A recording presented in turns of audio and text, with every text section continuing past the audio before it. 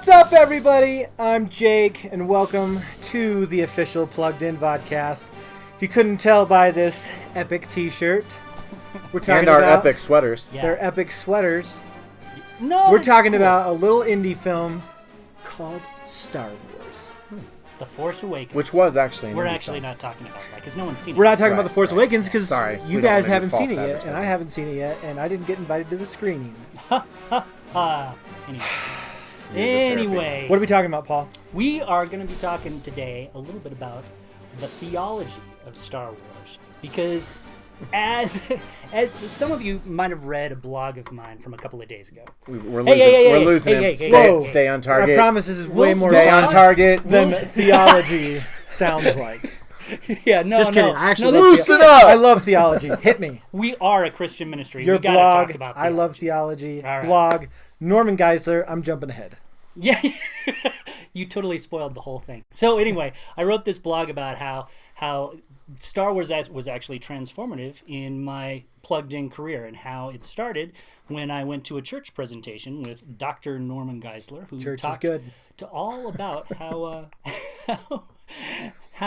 bad Star Wars was and how filled it was with weird Eastern spiritualism. Mm-hmm. Not to mention the bikinis.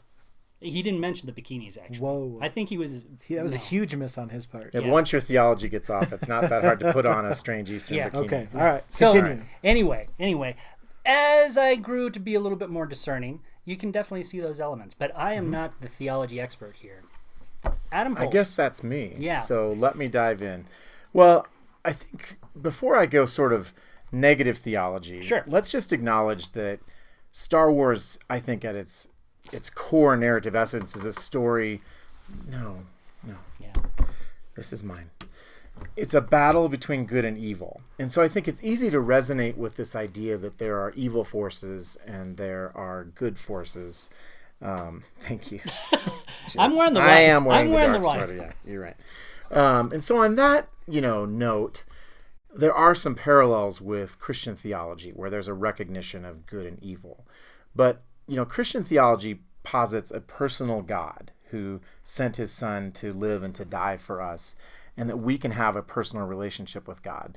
And the sort of theological universe of Star Wars is much more Eastern in that it's an impersonal universe. It has very pantheist elements, which is this idea that God is an impersonal force and he's sort of in everything. And if you remember in the prequels, there's this prophecy about Anakin bringing balance to the Force.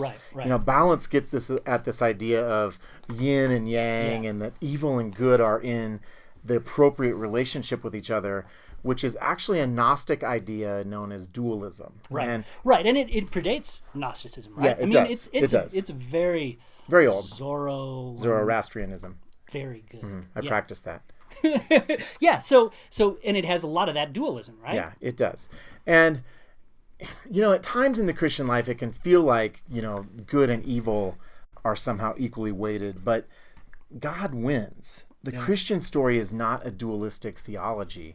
We know what the ending of the story is, and we're just in the process of it being worked out. And so in that respect, Star Wars is really pretty off theologically. Let me actually, even though it has great spaceships. It has great spaceships, and that makes up for a lot, actually. Well, I wanted to because one of the things that I sort of noticed as the original movies 4, 5, and 6 sort of went through. By the time you hit number 6, the one with all the Ewoks, it felt a lot more Christian to me. And the way I sort of see this is sort of that clash between, not really clash, but sort of between Luke and Darth Vader. Melee? Yeah. No. Because in a way, what you've got here, you've got Darth Vader, Anakin Skywalker, the Dark, right? He in some ways feels like Adam. He sinned, he fell, he's the original bad guy. Luke comes into the picture. He sort of becomes the second Adam, so to speak. He's the Christ figure. Exactly. Sort of. And he tries to, and he does, redeem in some ways Anakin, his dad, and Darth Vader. And sort of, so it felt like it had a little bit of Christian weight to it, that third movie. Do you think? I mean, do you think that's Well, accurate? I think it's a great example of how we can take. That's Paul scraping the bottom of the. No, it's No, it's not. It's not. I'm kidding. I think as I'm Christians, tracking. we can look for ways that what we believe, where we see echoes of that in the culture. And I think there are absolutely those echoes there. And I think we can have both and. Yeah. I think that we can say Lucas was clearly inspired by some Eastern sources, and we can draw those things out of it. And I think the great thing for parents, and I think the good thing about Star Wars is, I think all the worldview stuff is not so offensive and evangelistic as to make it no-fly territory. Right. You know, Right. like when I saw Avatar, I was so annoyed by how aggressive James Cameron's sort of environmental apocalypse message was, that I just was annoyed. I don't think Star Wars is ever that in your face, but I think that there is a jumping off point there to talk about, this is what we believe, this is why, how is it similar, how is it different, sort of the compare and contrast. I think parents could do a worldview exercise with that. Yeah, it does seem like it's a good launching point for further discussion. Yes. You know, because as I was saying in my blog, I don't think that watching Star Wars and loving Star Wars the way I did really impacted my faith, but it did allow me to think about the difference of the worldview and what we see in Star Wars and what we see in my faith. Yeah. And even Star Wars isn't consistent. I mean, the fact that, you know, Ben Kenobi and Yoda sort of come back as these ghost-like figures, there's a hint of an afterlife. So it's not a consistent worldview. Well, and, it's and a hodgepodge. correct me if I'm wrong, but Lucas himself admits to the fact that, like, his own worldview is this, like, hodgepodge, mishmash of Which like everything in the universe. So it's like, it makes sense that that's all in there.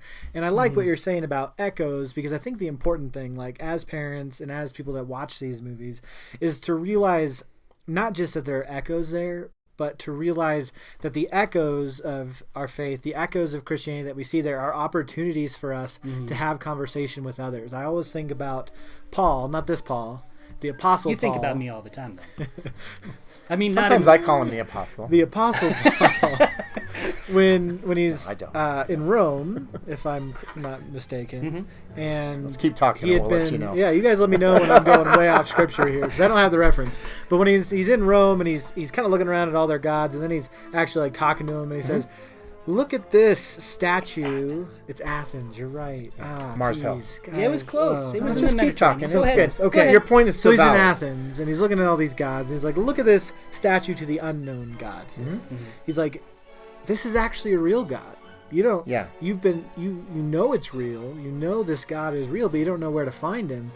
I know where to find him. Yeah. I know the whole truth about this God, and let me tell you about him." Yeah. And I think Star Wars, because of this whole mishmash, we can say, Yeah. look at this piece of this, look at this piece of that.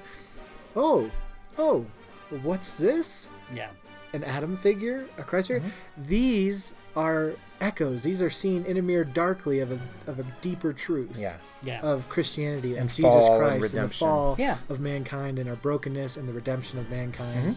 And then it's all of a sudden you're talking Jesus. You just Jesus juked your way through Star Wars. Did you just say Jesus juked? You did, didn't you? That was the strangest compound verb I've ever heard. Yeah. Well, You heard it here, folks. Jesus juked. Jesus juking your way through Star Wars. Okay. Anyway, That's a thing now. Anyways, theology of Star Wars. What do you think?